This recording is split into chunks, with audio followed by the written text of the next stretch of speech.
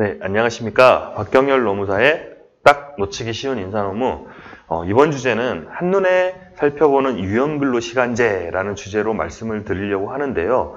저희가 기존에 근로시간이랄지 뭐 이런 사회적으로 지금 많은 이슈가 되고 있는 부분에 대해서 다루고 있는데 이 근로시간은 사실 현재 개정법이 통과가 되면서 2018년 7월 1일자로 대기업, 즉 300인 이상 사업장과 공공기관에 대해서는 이미 적용이 되고 있는 상황이죠. 그래서 이렇게 근로시간이 이제 좀 문제가 있다거나 아니면 주 52시간제로 이제 법적으로 맞춰야 되는 이러한 회사에서는 다양한 근로시간에 대해서 검토를 하고 있는데 그 중에서 이제 유형근로시간제를 이제 도입할 수 있는 사업장에 대해서는 유형근로시간제를 도입해가지고 근로시간을 적법하게 운영하기 위한 많은 이러한 노력을 기울이고 있습니다.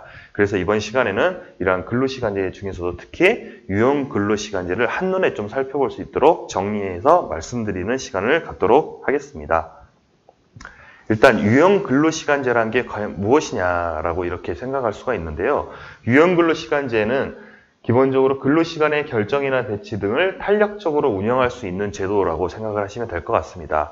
그래서 기본적으로 우리가 하루 8시간, 주 40시간이라는 법정 근로시간 내에서 소정 근로시간을 체결을 한 다음에 이 소정 근로시간 내에서 이제 보통 일을 하잖아요.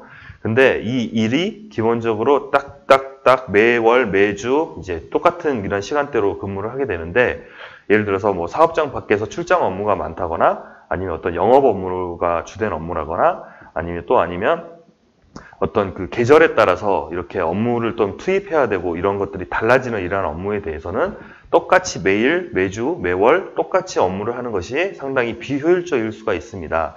그래서 그러한 직종이나 그러한 업무를 수행하시는 분들에게는 어떤 근로시간의 결정이나 배치 등을 좀 탄력적으로 운영할 필요성이 있기 때문에 그러한 직종이나 업무에 계시는 분들에게 적합한 근로시간 제도라고 설명을 드릴 수가 있을 것 같고요. 또 하나가 업무량의 많고 적음에 따라 근로시간을 적절하게 배분하거나 근로자의 선택에 맡김으로써 근로시간을 유연하고 효율적으로 운영할 수 있다는 장점이 있습니다. 그리고 이 사업장 밖이나 이런 출장 업무 또 아니면 어떤 근로의 시간에 따른 양보다는 어떤 재량이나 성과가 좀 필요한 어떤 근로시간의 질 쪽으로 좀 필요한 업무에 대해 즉 근로시간의 산정이 어려운 경우에 별도로 정한 근로시간을 근로시간으로 인정하는 이러한 모든 제도가 유형근로시간제라고 생각을 하시면 될 것 같고요.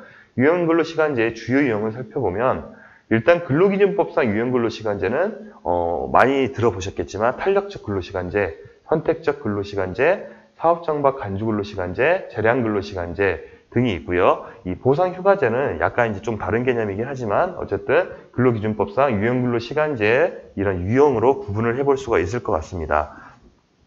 하지만 우리가 일반적인 이제 회사의 모습을 살펴보면 꼭 근로기준법상 유형근로시간제가 아니고 어떤 기본적인 다른 제도들을 많이 쓰고 있는 것들을 볼 수가 있는데요. 예를 들어서 시차 출퇴근제랄지 아니면 근로시간 저축 보상 휴가제랄지 이렇게 다양한 모습으로 유형근로시간제를 운영하고 있는 회사들이 많이 늘어나고 있습니다. 그래서 이 유형에 대해서 좀 간단하게 한눈에 살펴보도록 하겠습니다. 일단 4가지의 근로기준법상 4가지의 유형근로시간제에 대해서 비교를 좀 해보려고 하는데요. 첫 번째 탄력적 근로시간제 같은 경우에는 일이 많은 주의 근로시간을 늘리는 대신 다른 주의 근로시간을 줄여 평균적으로 법정 근로시간대로 근로시간을 맞추는 근무제도이고요. 보통 이 탄력적 근로시간제는 계절적 영향을 받거나 시기별 업무량 편차가 많은 업종에 많이 쓰입니다. 대표적인 경우가 얼음 공장이랄지 아이스크림 공장 같이 여름에 이 물량이 많이 늘어나기 때문에 한꺼번에 딱 투입해가지고 집중해서 일을 많이 해야 되는 이런 시기와 그리고 이제 겨울이랄지 이럴 때 이제 성수기, 비수기로 나눠져가지고 그때는 조금 업무량이 많이 줄기 때문에 근로시간 자체도 줄일 필요성이 있는 이런 사업장에서 도입이 유효하고요. 아니면 이제 교대제 사업장처럼 어떤 특정한 주는 근로시간이 많고 다른 주는 또 근로시간이 적어지는 이러한 사업장에서도 도입하기 적합한 유형근로시간제라고 보시면 될 것 같습니다. 그래서 탄력적 근로시간제 같은 경우에는 예를 들어서 첫째 주가 근로시간이 한 60시간이었다라고 했을 때 그 다음 주가 20시간이다. 이러면 이제 두 개를 합치면 평균을 내면 40시간이잖아요. 그래서 이런 식으로 평균적으로 법정 근로시간 내로 근로시간을 맞추면 이제 합법적으로 유연하게 운영할 수 있는 제도라고 생각을 하시면 될 것 같고요. 선택적 근로시간제는 일정 기간의 단위로 정해진 총근로시간 범위 내에서 업무의 시작 및 종료 시각 1일의 근로시간을 근로자가 자율적으로 결정할 수 있는 제도입니다. 따라서 근로자가 내가 뭐 출근 시간을 7시, 8시, 9시를 하겠다 이렇게 설정할 수도 있고요. 거기에 따라서 퇴근 시간도 자유롭게 설정을 하되 다만 총 근로시간의 범위만 결정을 하면 그 근로시간 내에서 자유롭게 선택을 해서 근로할 수 있는 제도입니다. 근로시간에 따라서 업무량의 편차가 발생하여 업무 조율이 가능한 소프트웨어 개발이나 사무관리, 연구, 디자인, 설계 등에서 많이 적합한 직종이고요. 대표적인 곳이 이제 IT 기업 같이 어떤 그 재량 업무가 좀 필요하다거나 어떤 그 근로의 양보다는 질이 좀 필요한 이러한 업무나 업종에서 많이 도입을 고려하고 있는 그러한 유연 근로시간 제도의 제도라고 생각을 하시면 될 것 같습니다. 그리고 사업장박 간주 근로시간제라는 게 있는데요. 요거는 출장이나 여러 가지의 사유로 근로시간의 전부 또는 일부를 사업장 내, 회사 직장 내가 아니고 사업장 밖에서 근로하여 근로시간을 산정하기 어려운 경우에 이제 이때 어떻게 볼 거냐, 근로시간을 어떻게 볼 거냐 세 가지로 볼 수가 있는데요. 첫 번째 소정 근로시간 아니면 업무에 통상 필요한 시간, 여기에는 나와 있지 않지만 노사 간에 합의한 시간 이렇게 세 가지로 해서 근로시간으로 보겠다라는 게 사업장 밖 간주 근로시간제입니다. 그래서 여기 이 제도 같은 경우에는 대부분을 밖에서 근무하시는 영업직이랄지 AS 출장 업무 이런 업무들을 수행하시는 분들이 대표적으로 사업장 밖 간주 근로시간제를 도입해서 많이 운영을 한다고 생각하시면 될 것 같고요. 재량 근로시간제는 업무의 성질에 비추어 업무 수행 방법을 근로자의 재량에 위임할 필요가 있는 업무로 사용자가 근로자 대표와 서면 합의로 정한 근로시간을 근로한 것으로 인정하는 제도입니다. 마찬가지로 어떤 일반적인 이러한 행정 업무랄지 루틴한 업무가 아니고 어떤 성과가 필요하다거나 어떤 재량이 필요하다거나 이런 업무에 대해서는 재량 근로시간제라는 걸 이제 부여를 하는 건데요. 여기에 보시면 이제 그 근로기준법 시행령 31조하고 관련 고시에서 이제 다양한 업무에 대해서 정하고 있는데요. 주로 일반적으로 어떤 설계나 분석이랄지 아니면 어떤 디자인 업무랄지 이런 식의 그 어떤 구체적인 지시가 아니고 그 일을 하는 직원이 어떤 그 자기의 재량을 많이 발휘해가지고 성과를 내야 하는 이러한 업무에 대해서 많이 적용하는 유연 근로시간제라고 생각을 하시면 될 것 같습니다.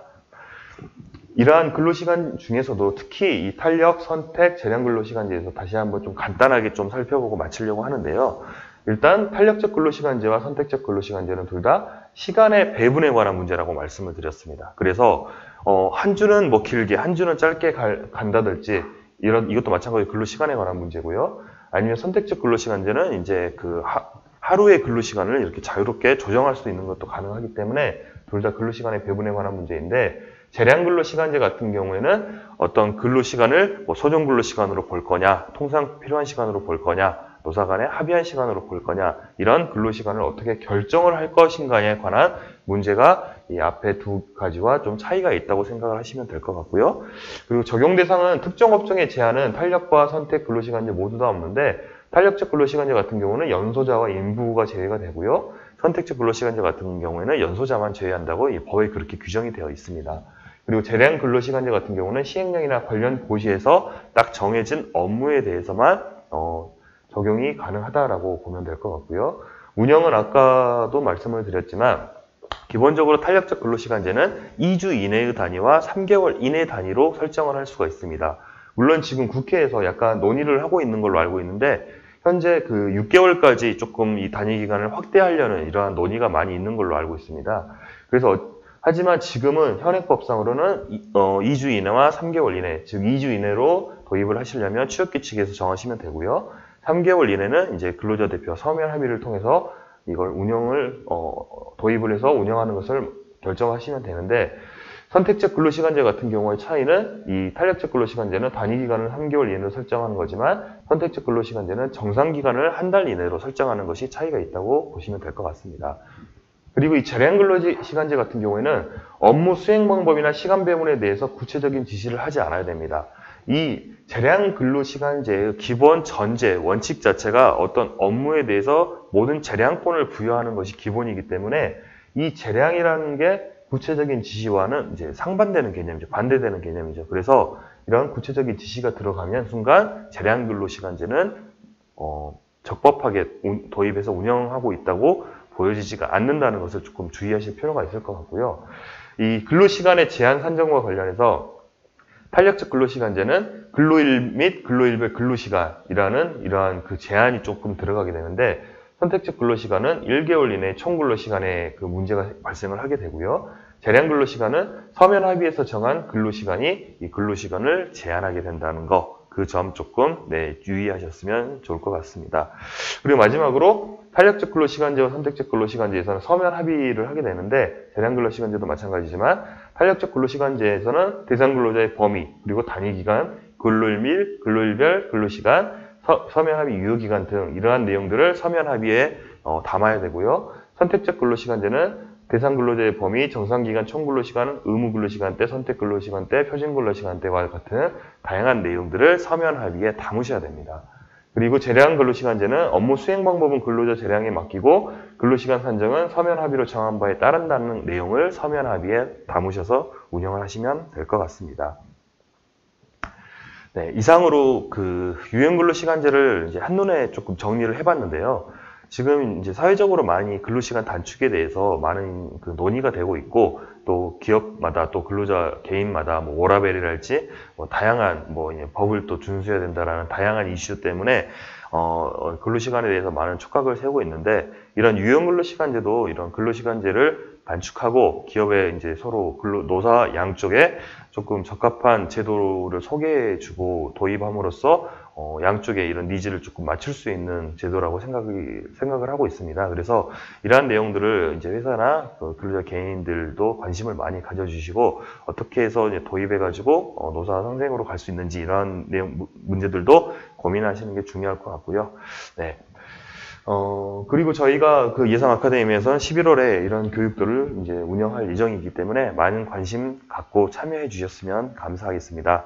그러면 다음에는 조금 더 흥미있고 재미있는 주제로 찾아뵙도록 하겠습니다. 감사합니다.